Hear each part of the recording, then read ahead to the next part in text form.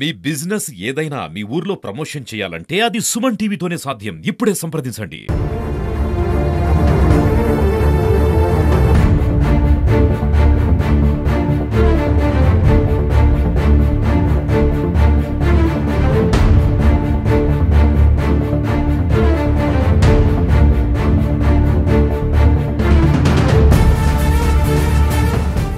నాయకులుగా ఉన్నవాళ్ళు ఎవరైనా తమ నియోజకవర్గంలో జరుగుతున్న మంచి పనులు ముందుండి ప్రోత్సహించాల్సింది పోయి ఆ మంచి పనులకు అడ్డం పడుతున్నటువంటి వైనం కనిపిస్తూ ఉంది. ముఖ్యంగా బద్వేల్ నియోజకవర్గం వైసీపీ ఎమ్మెల్సీగా ఉన్నటువంటి గోవిందరెడ్డి ప్రధాన అనుచరుడు కరణ్ రమణారెడ్డి ఒక దాత గుడి కోసం ఇచ్చినటువంటి స్థలాన్ని కూడా ఆక్రమించి వెంచర్గా మలుచుకొని కోట్లాది రూపాయలకు అమ్ముకుంటున్నటువంటి వైనం వెలుగులోకి వచ్చింది. ఇప్పటికే ఈయన అంటే గోవిందరెడ్డి అనుచరులు ప్రభుత్వ భూములు, దళితుల భూములు ఆక్రమించారన్న ఆరోపణలు వినిపిస్తున్నాయి. దానిపైన ఇప్పటికే అధికారులు చర్యలకు సిద్ధమవుతున్న నేపథ్యంలో మరిన్ని బాగోతాలు వెలుగు చూస్తూ ఉన్నాయి.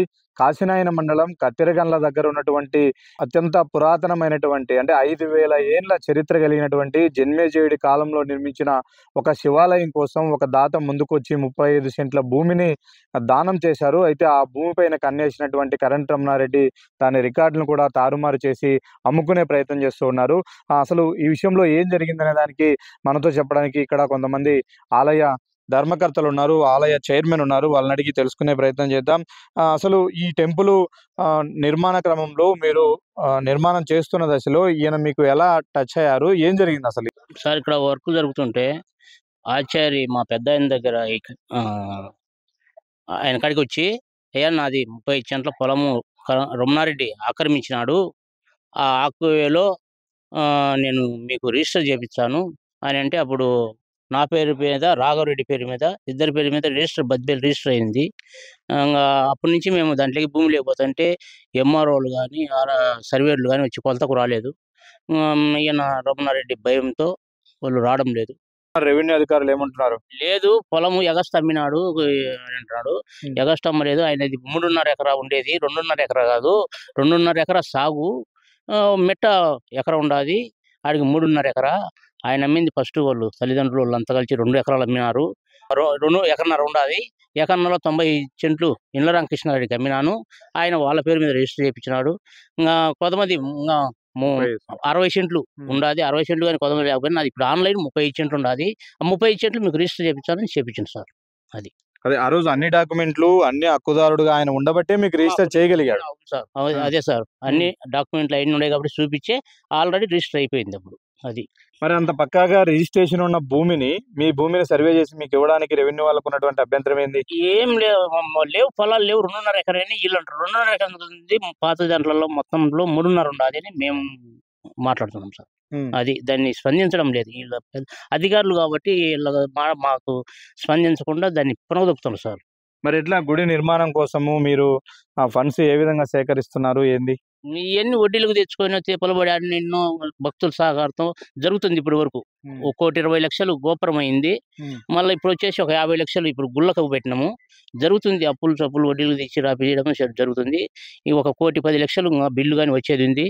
ఇవన్నీ జరుగుతాయి. ఇవన్నీ భగవంతుడే దీన్ని పాల్పంచుకొని చేపించినట్టు జరుగుతాను. ముందు దర్శపోతాను సార్. ఇదే ఆలయము ఎండోమెంట్ లో కూడా చేరింది. ఎండోమెంట్ లో చేర్చడానికి కూడా వీళ్ళు ప్రయత్నం చేశారు.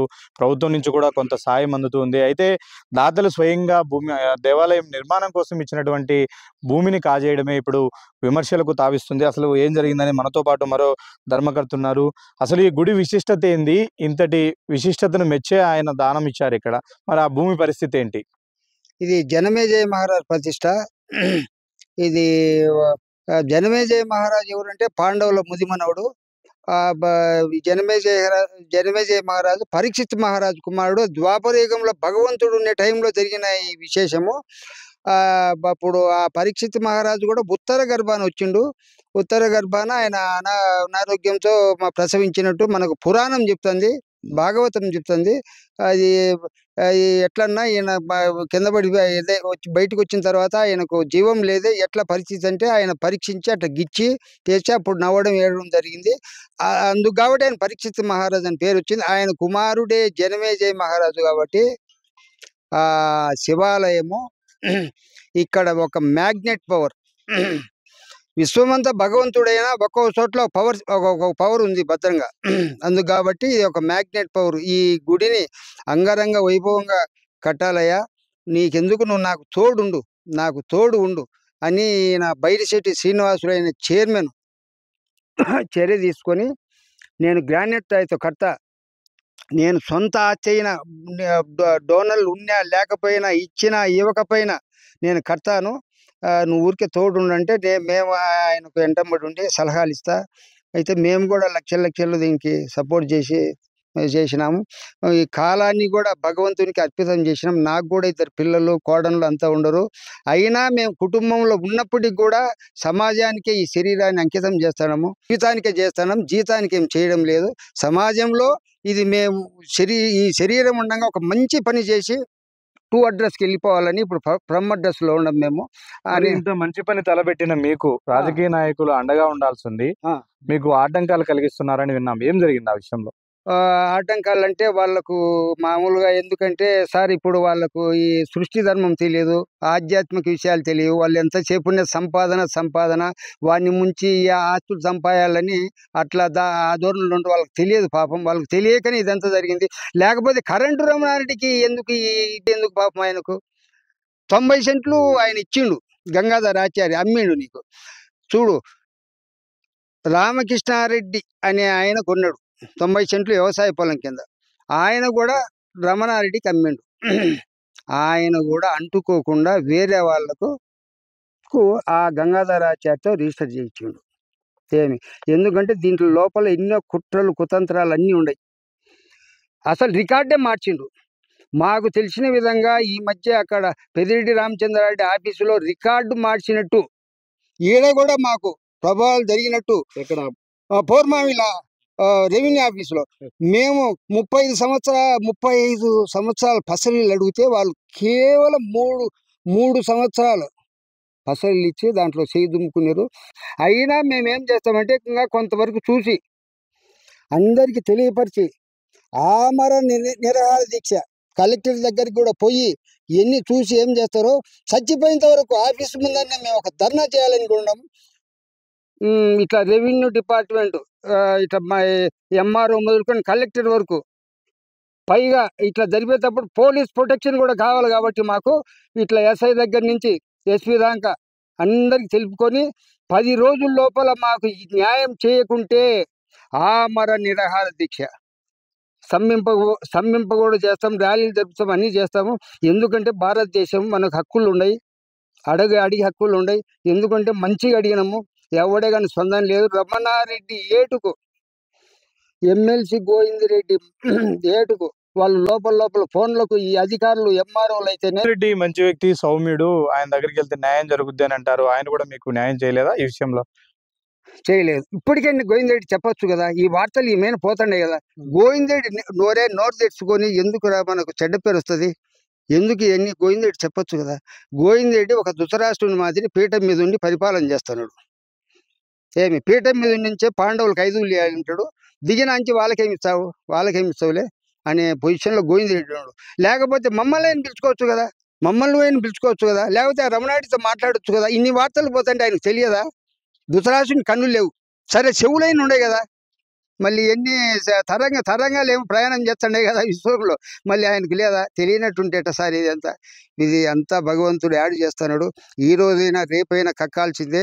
ఇప్పటికైనా ఆ కరెంట్ రమణారెడ్డి దయ ఉంచి ఆ 30 సెంట్లు తీసేసి శివునికి అర్పితం చేయండి, మీకు మంచి జరుగుతుంది. అది ఏం చేయకపోతే నీకు నీ బిడ్డలకు పాపం యాడ్ అవుతుంది. ఇది మటుకు యథార్థమైన విషయం. ఓం తత్సత్.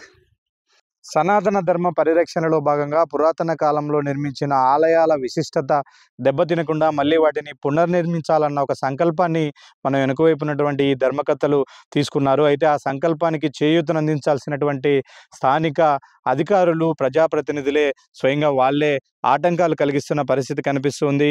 గోవిందరెడ్డి అనుచరుడిగా ఉన్నటువంటి కరెంట్ రమణారెడ్డి ఈ గుడికి దానంగా ఇచ్చినటువంటి 35 సెంట్ల భూమిని కాజేశారు. దానికి సంబంధించి న్యాయం చేయమని రెవెన్యూ అధికారులను అడిగితే వాళ్ళు కూడా వారికే సపోర్ట్ చేస్తూ గుడికి చివరికి దేవుడికి అన్యాయం చేయడానికి కూడా ఈ రెవెన్యూ అధికారులు వెనుకాడట్లేదు అన్నది చాలా స్పష్టంగా తెలుస్తుంది. ఇప్పటికైనా ఉన్నతాధికారులు దీనిపైన చర్యలు తీసుకోవాలి. దేవునికి రావాల్సినటువంటి ఆ భూమిని కేటాయిస్తే కోట్లాది రూపాయల వ్యయంతో అనేక వ్యయ ప్రయాసలు వచ్చి నిర్మాణం చేపడుతున్నటువంటి ఈ గుడి నిర్మాణం తొందరగా పూర్తయ్యే అవకాశాలు కనిపిస్తాయి. ఒక 4 ఎకరాల్లో ఇక్కడ అద్భుతమైనటువంటి ఒక శివాలయము వెలిసే విధంగా, ఒక శివాలయాన్ని రూపొందించే విధంగా నిర్మాణం చేపడుతున్నటువంటి ఈ ధర్మకర్తలకు అందరూ చేయూతనందించాలి. అందులో అధికారుల పాత్ర ఇప్పుడు వచ్చింది. ఇప్పటికైనా ఈ భూమి విషయంలో న్యాయం చేస్తే ఆ భూమి ద్వారా వచ్చే డబ్బు ఈ గుడి నిర్మాణానికి ఉపయోగించి గుడి నిర్మాణాన్ని పూర్తి చేస్తామని కొన్నటువంటి ధర్మకర్తలు మనతో చెప్తూ ఉన్నారు.